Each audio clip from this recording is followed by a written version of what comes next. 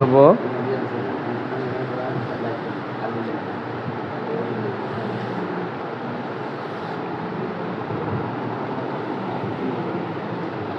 র র লেখার সময় আমরা খেয়াল রাখবো মাত্রাটা একটু বড় হবে, আর এই পয়েন্টটা মিডল পয়েন্টে হবে, মাঝখানে হবে।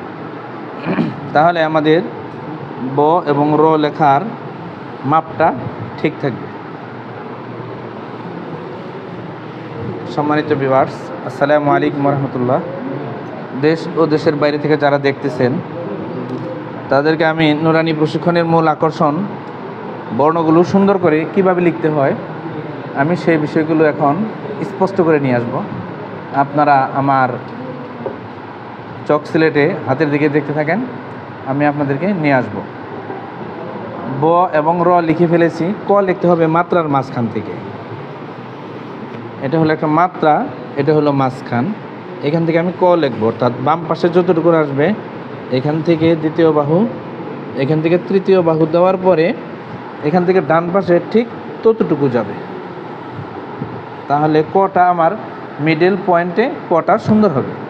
এবং এইখান থেকে যদি আমি মাপ দেই, আমার ক এর এই যে এই আকৃতি দিছি, আকৃতির যে এই বোতাম আছে, এই বোতামটা সবসময় এই মধ্যখান থেকে নিচে থাকবে।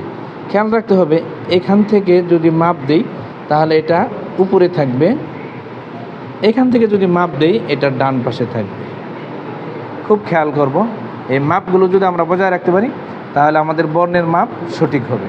ধন্যবাদ। আমরা ক থেকে আমরা ধ বর্ণে যাব, কেননা ধ বর্ণ লেখা হয় ওই ব গ্রুপ থেকে। আমরা যখন ধ লিখব তখন একটু সঙ্গত কারণেই নিচ থেকে লেখা আরম্ভ করব। আমাদের এই ভিডিওটি যারা দূর থেকে দেখতেছেন, কাছে দূরের বন্ধুরা, মেহেরবানি করে আমাদের ভিডিওটি লাইক, কমেন্ট, শেয়ার করে দিবেন। আপনাদের ভালো লাগার কোনো অনুভূতি থাকলে সেটা আমাদেরকে জানিয়ে বাধিত করবেন। এখানে গোল বৃত্ত বানিয়ে